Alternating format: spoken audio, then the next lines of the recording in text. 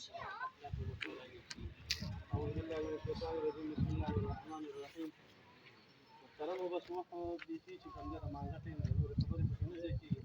نو زه ستاسو د ټولو چې څومره ملګري دلته راغلي د ټولو شکریا ادا کوم او خصوصا دا کوم مشران چې راغلي دي مفتي ګوهرعلي شاه صاحب او یا چې کوم د رشید صاحب عارف نوري صاحب دا نور چې کوم مشران دي د ټولو شکریا ادا کوم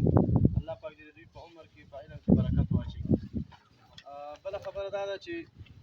شمولیتي پروګرام دی او دا تاسو یو خوش قسمتي د ځان وګڼئ یو پارټۍ سره به تاسو دغه کوئ اتحاد به کوئ او پارټۍ کې به شاملېږئ نو ستاسو په سر به فاسق او فاجر سړی لاس کېږي